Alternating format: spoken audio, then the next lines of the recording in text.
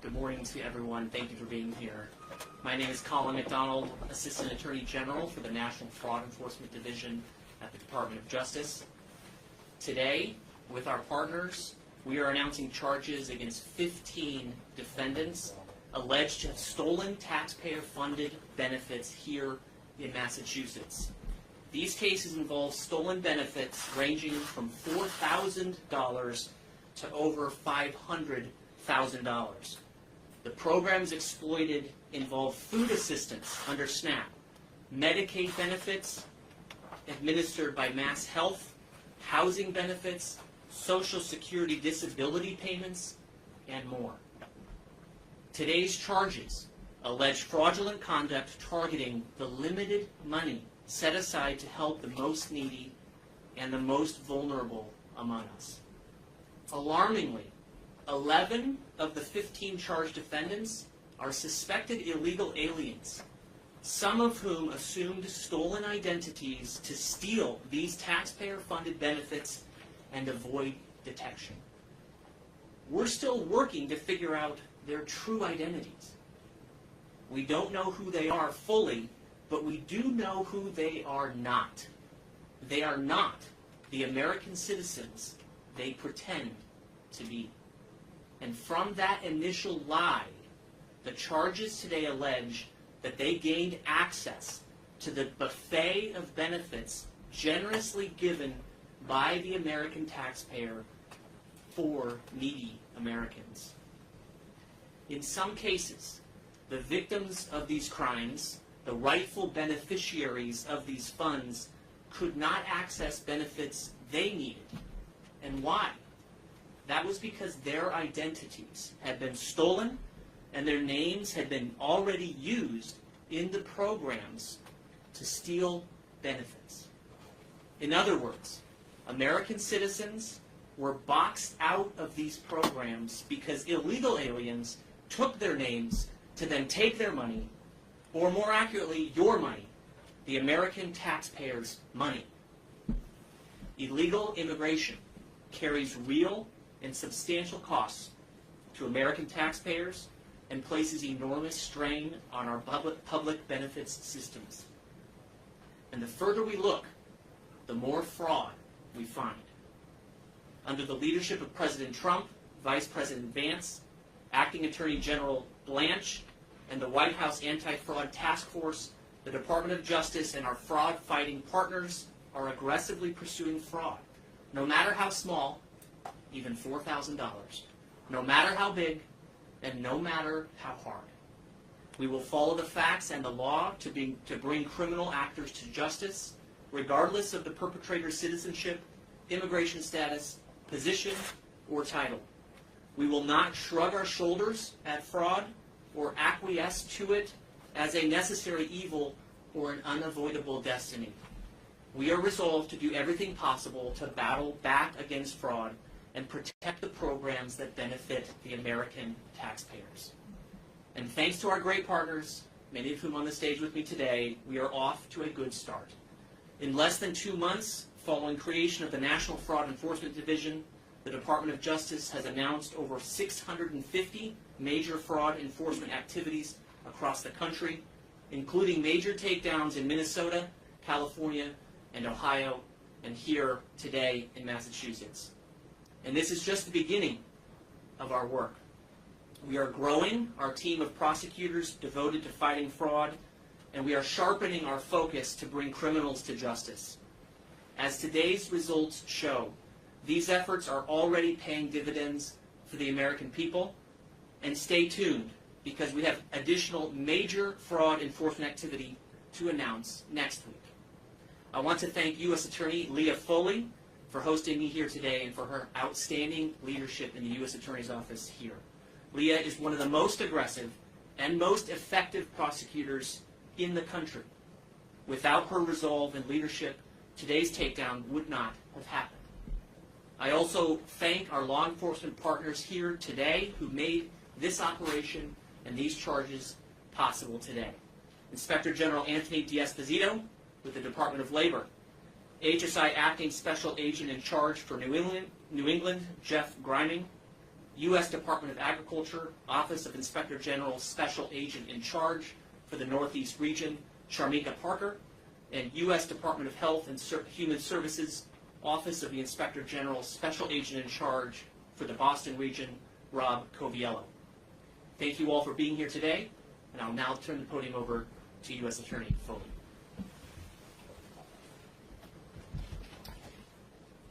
In December of 2025, I stood here and announced charges against 2 defendants who had trafficked nearly $4 million worth of food stamp benefits. That was just the beginning. During that press conference, I made it clear that this effort to root out fraud in Massachusetts would be ongoing, sustained, and aggressive. Since January of this year, my office has charged over 65 defendants with an array of fraud offenses alleging over $56 million in additional losses. That's $63 million in alleged fraud losses we have charged in just 7 months.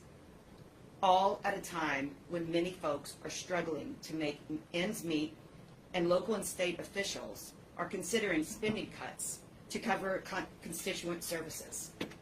As we have said before, we are just beginning to scratch the surface.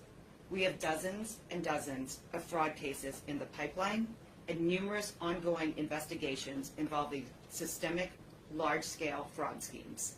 So I assure you, there will be more coming.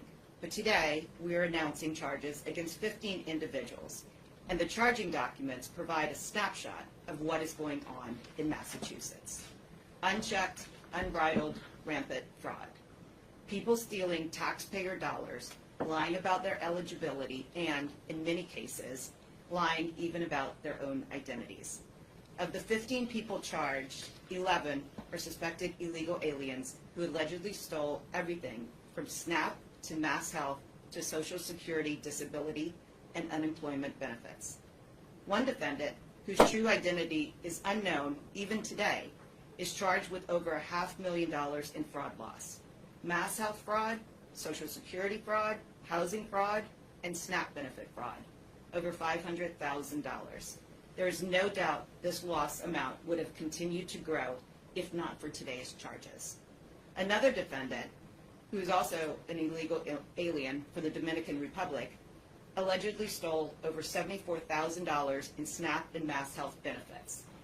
He was arrested by Homeland Security Human Trafficking Group during a boat stop near Key Biscayne in Miami, Florida. Another of these defendants, also an illegal alien, previously was convicted here in Massachusetts on federal drug charges. He allegedly stole $32,000 in Mass Health benefits. This list goes on and on. These are not one-off cases. They're not clerical errors.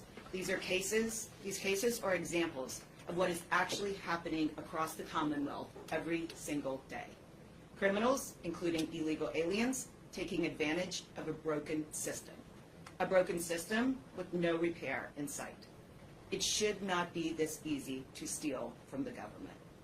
There isn't any place in the world where you can easily obtain free food, free housing, free health care, and free monthly income to which you are not entitled, all while being in the country illegally. However, it appears that you can come to Massachusetts and steal as many benefits as you want, without fear and without any accountability. Although my office is limited in what we can do to force the state to be better stewards of taxpayer funds, holding these thieves accountable is something we can do, and we are doing it. Prosecuting the misuse of taxpayer-funded benefits in Massachusetts isn't simply a priority. It is part of our core mission. Anyone listening today should be outraged at the waste, fraud, and abuse occurring in the Commonwealth.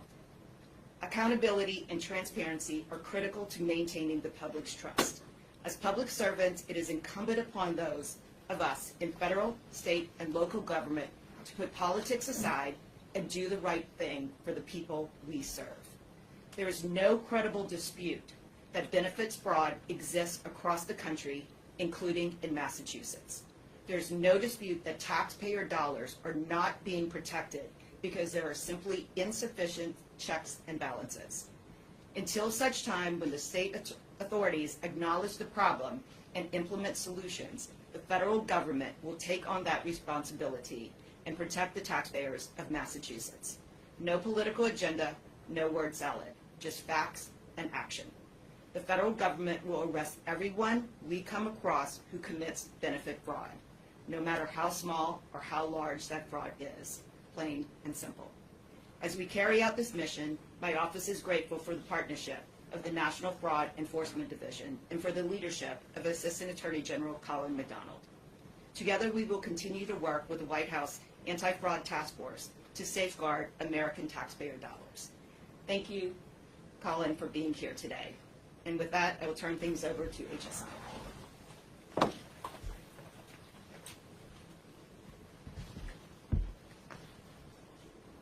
Good morning. Thank you, U.S. Attorney Foley. My name is Jeff Grimming. I'm the Acting Special Agent in charge for Homeland Security Investigations in New England.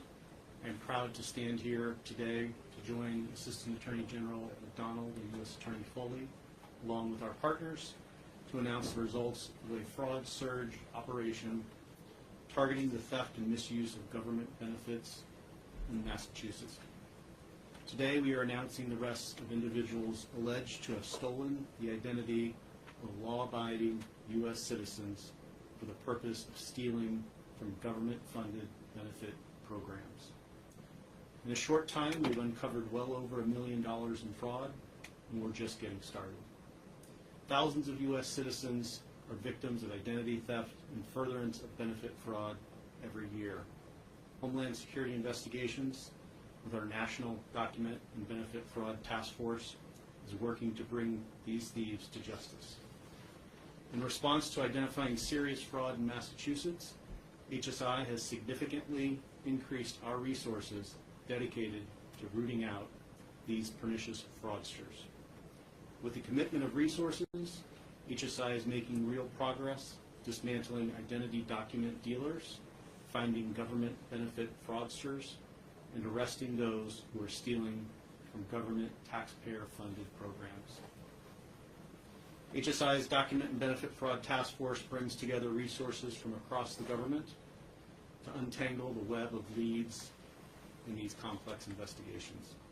Remember, these are not victimless crimes. Real people's lives are impacted by benefit fraud and identity theft. These thieves are stealing funds meant for those in real need.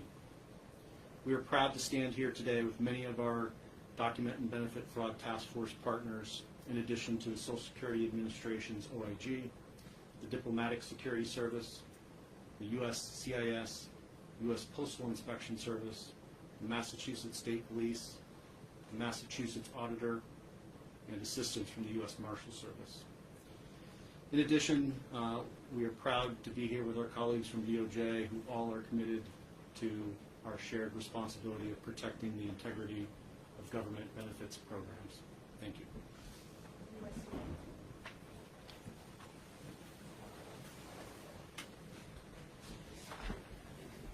Good morning.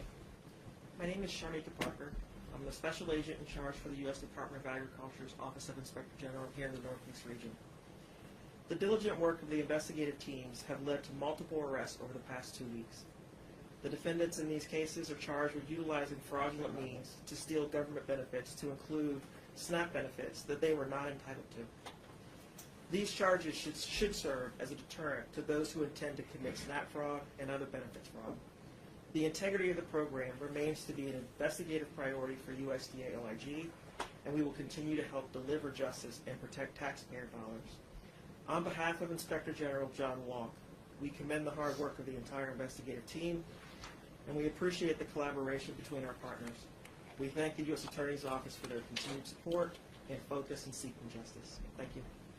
Thank you, Jeff. Good morning. My name is Roberto Coviello. I'm the Special Agent in charge for the U.S. Department of Health and Human Services Office of Inspector General here in New England. First off, I just want to thank our partners, U.S. Attorney Leah Foley, the Homeland Security Document and Benefits Fraud Task Force, and all the partners that are up here today as part of that task force. It's one of the best in the nation, and we're fortunate to be a part of that group. Today we're here to address alleged criminal schemes in which falsified information and stolen identities were used to access taxpayer-funded government benefit programs. This type of criminal activity diverts critical funds away from the individuals and communities that these programs are intended to support. In the case of Medicaid enrollment fraud, it also mines the integrity of our nation's healthcare system. It also inflicts a serious issue for some of these folks who have their identities stolen. They end up with compromised medical records, and they end up spending years trying to fix their identities. The U.S. Department of Health and Human Services Office of Inspector General remains unwavering in our commitment to protecting the integrity of the Medicaid program. Every fraudulent dollar paid out through these schemes is a dollar taken from those who are truly entitled to these programs. And as we've demonstrated here today, we will not allow that theft of taxpayer funds to go unanswered. Thank you.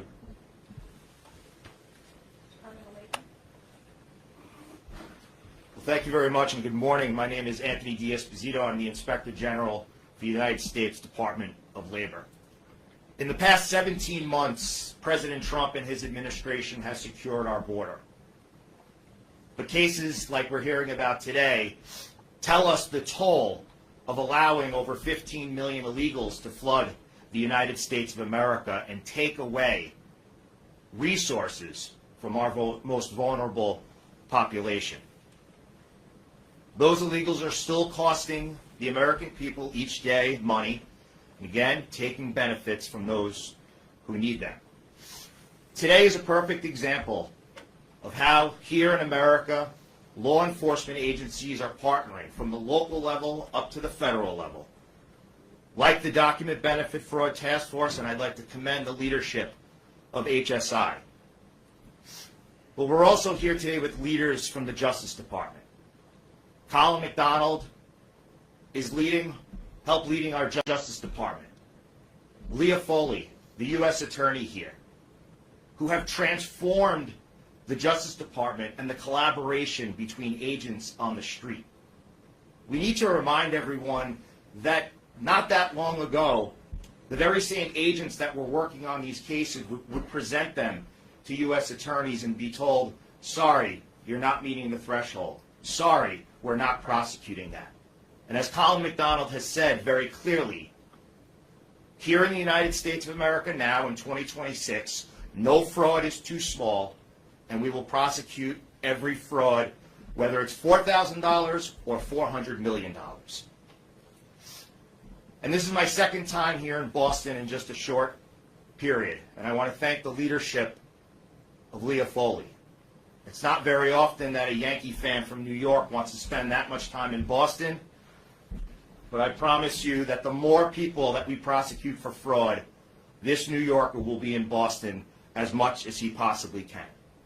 And I also want to commend the leadership of our Commander-in-Chief, President Trump, for putting together the Fraud Task Force. Every day, working together, bringing agencies and prosecutors together to execute precision-defined investigations, to hunt people down, to prosecute them, and to put people behind bars.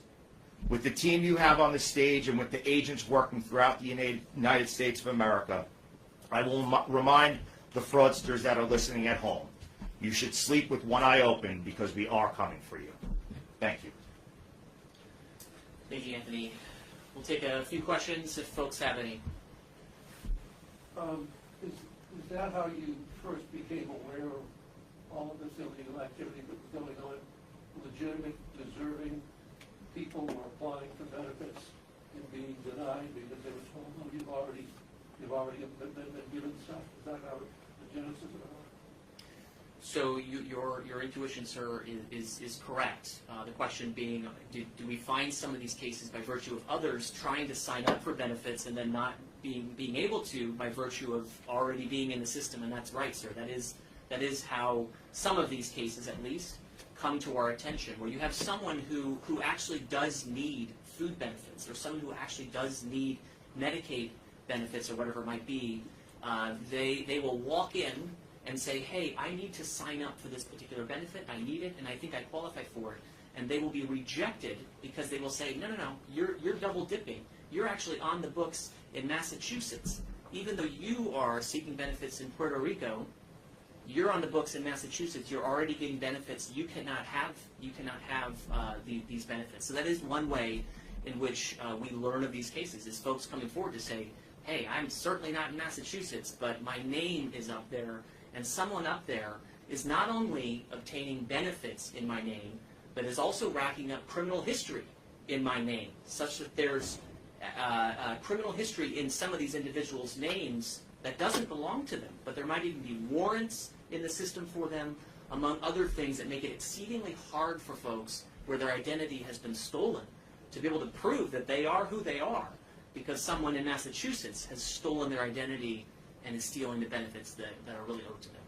Were the 15 individuals in any way connected to one another in a type of criminal conspiracy, or are these just random individuals that you've gone after?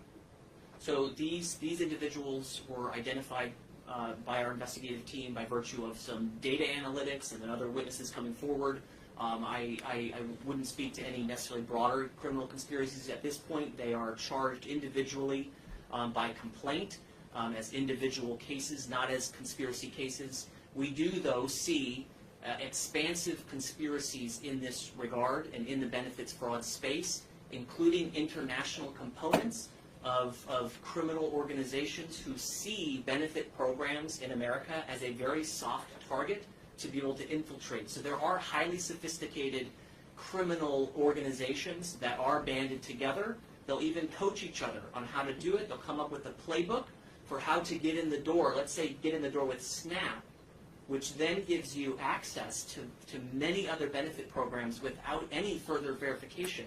In the past, that is. Now we are building out those financial security protocols to make sure that that can't happen. And there was an earlier comment about insufficient checks and balances at the state level. Are these federal monies that are just given to the states, and the states administer it all? Yes. I mean, the federal bureaucracy is kind of a big, nameless, faceless entity. So is the state bureaucracy to a degree. Is it because it was just this big bureaucracy administering it that was? Who do you lay responsibility at the feet of? Governor Maura Healey? So, yes, so I'll answer first and then I'll have folks jump in as well. So one thing that the American people need to know is that the federal government is very generous in giving millions and billions of dollars to the state to then administer state-run programs, and the state is responsible for verifying eligibility for those programs. So take SNAP, for example. The federal government gives the state of Massachusetts millions of dollars to run their SNAP program. They are responsible, the state of Massachusetts, for verifying eligibility for anyone going onto the SNAP program. We don't have access to those records that would demonstrate whether they are actually applying rigor in that verification process. But as I mentioned before, once they're in the door, once they've been given a SNAP benefit, they essentially now have a passport in the form of a SNAP benefit card that they can take to all the other benefits programs and say, hey, I'm eligible, I'm on SNAP. So even just getting in the door with SNAP through the state-run program gives them access across the board to other benefits programs. And I'll back up and see if my colleagues have additional remarks in that regard.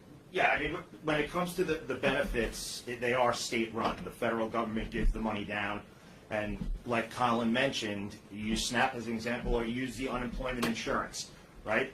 The money comes down to the states, and the states are supposed to administer whether it is how we're verifying identification, how the information is taken in, and they are required by the statute to provide information back to the federal government. In this case, it would be if it was UI, it would be the Department of Labor on who's getting these benefits, where they're getting them, when they're getting them, the Social Security numbers.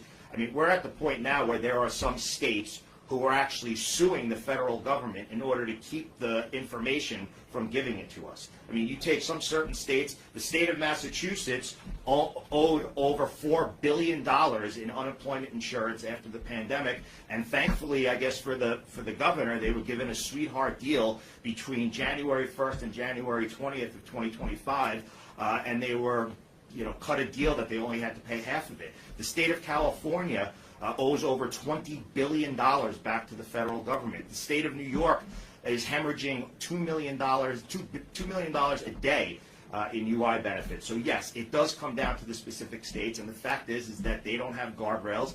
They have, in some cases, bad leadership, and they don't want to work with the federal government in order to provide the information that we need in order to take fraudsters down and put them behind bars. So does the buck stop with Governor Healy? Does the auditor have a responsibility here? Where does the buck stop at the state level? I mean, the way that I see it is, I don't want to answer for everyone, but if you're the governor and you have people working in your administration and you're not providing the information to the federal government, you're not putting guardrails and checks and balances in place so that the most vulnerable population, the people who are actually designed, these programs are designed for, if they're not getting the benefits, well, then it seems like there's a problem with your administration. Can we have another question? Hi, Cassie Keto, the Daily Wire. I have two different sets of questions. First, has the Healy administration and Governor Healy herself been cooperative in these sorts of investigations? Has local police been cooperative when you were arresting these individuals? And then also, how do these illegal aliens steal these identities, and how can Americans protect themselves from this happening to them? So going in order, my preference, I guess. Local law enforcement has always worked hand in hand with state and feds. So there have been absolutely no issues with law enforcement. The governor's office nor the AG's office, neither has participated in any of these investigations. And I've always said I will work with anyone for a common goal. And I do believe that this is and should be a common goal for everyone who is in any type of law enforcement position in Massachusetts or political position. Did you ask for them to participate, or you guys didn't need their help? We did not need the governor's help or the AG's help for these investigations, but we would always welcome collaboration and talking about what can be done, not only at the state level, but the federal level as well. Part of the reason that the White House Task Force was created and the Enforcement Division was created is to not only prosecute and hold people accountable who have broken the laws, but also to figure out where there are breakdowns in the system. And those breakdowns are at the local level, the state level, and the federal level. And we are trying to identify all those and shut them out. I can't remember your last question. It was, how are these identities stolen, and how can Americans prevent their own identities from being stolen? So these identities, we have not uncovered an investigation yet how these identities are stolen. Sometimes they're purchased on the black market. Sometimes they are purchased from people who have document farms, and they've either stolen them or bought like a cache of all these names, and then they start selling them to people who are asking for them. But this investigation yet hasn't determined that. So does the buck stop with Governor Healy? Does this reveal a failure in her administration? Since December, we have made it pretty public, the issues with the SNAP program in Massachusetts and how it is running and the fraud that is being committed. And we have asked for stronger verification in the enrollment process. I don't know if that's happened yet. Until that happens, until they can actually verify that a person who is coming in and saying who they are is the actual truth, then I think the buck is going to continue to stop with her. Someone mentioned earlier Puerto Rico. Are you finding that a lot of the stolen identities are coming from Puerto Rico or any other region of the country specifically? The Puerto Rican identities, whether they were people who are still living in Puerto Rico or have traveled to Massachusetts or a family here, again, a couple of investigations ago, somebody had purchased hundreds of names online. Some of those were Puerto Rican, and whether these victims and their Puerto Rican identities were complicit in that or not is just something that we haven't uncovered totally yet. And then how do you figure out who these John Does are? Well, we have ideas and hunches, and then we ask the countries where we do believe they are from, in this case, Dominican Republic, for cooperation and through facial recognition and just comparing the documents that we have for them right now with the original documents from the Dominican Republic or anywhere else, we were able to corroborate that the person is the same person. Is there any recourse for, this maybe is a state question, but you said that some of these folks have been convicted of state crimes under these false identities. You know, how do people, is there any recourse for that? So I know that there is a way to like put somebody's true identity into the system and the seizure system,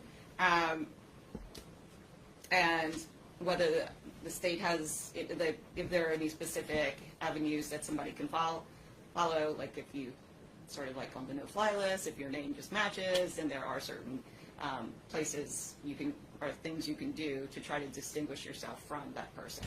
But a lot of times these victims, they don't know, because unless you get arrested and they're like, oh, you have 3 prior convictions, you don't know that someone has a conviction in your name. Any other questions? What are you doing to help the victims? Well, one, we will help them to get their identities back and to make sure that if they are applying for any type of benefits, that we will make it clear to who they're applying to that this is the real person. And we will continue to work together to address any of the issues that the victims are facing and try to get them any relief that they need. So if you find a family member who's a victim, what should they do? I think they should contact their local police department or the FBI or local U.S. Attorney's Office if they believe that they are a victim of stolen identity, absolutely. And we will work with them to get their identities back and to make sure that whatever record and trail that somebody else left in their name is somehow expunged.